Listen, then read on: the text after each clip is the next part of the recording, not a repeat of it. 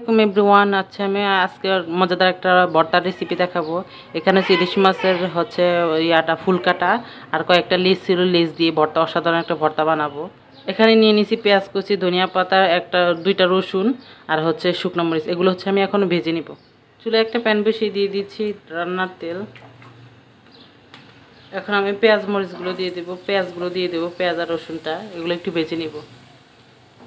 পেঁয়াজটা একটু ভাজা হয়ে গেলে এর ভিতরে হচ্ছে আমি মরিচটা দিয়ে মরিচটা একটু ভেজে নিব।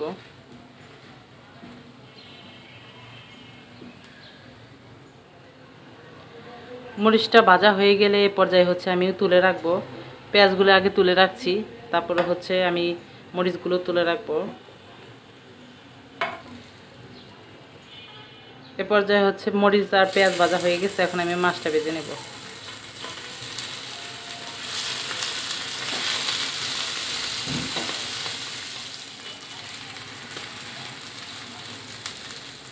মাছগুলো ভালোভাবে ভেজে নিচ্ছি।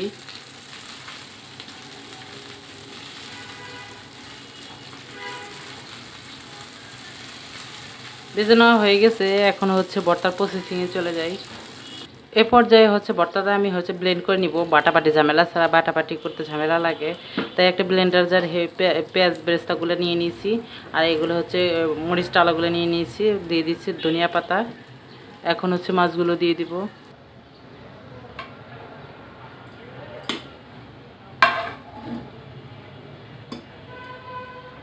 এখন হচ্ছে আমি ব্লেন্ড করে নিব। এ পর্যায়ে দেখেন কত সুন্দর ভর্তা হয়ে গেছে, একদম বাটাবাটি ছাড়া ব্লেন্ড করে নিয়েছি সব। এই ভর্তাটা এত মজা, বাসায় না বানিয়ে খেলে বুঝতে পারবেন না। আমি ভাববেন যে আমি বানাইছি, আমি বলবো যে মজা। আসলে কিন্তু এটা কিন্তু খুবই মজা। বাসায় বানিয়ে ট্রাই করবেন, কেমন লাগে আর আমাকে কমেন্ট বক্সে জানাবেন। এখন আমি হচ্ছে এটা পরিবেশন করে নিব আর গরম গরম ভাত দিয়ে খাবো। গরম ভাত দিয়ে খেতে কিন্তু ভর্তাটা খুবই টেস্ট।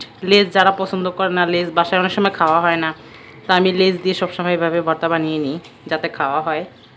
আজকের মতো বিদায় নিচ্ছি এখানে। আল্লাহ হাফেজ।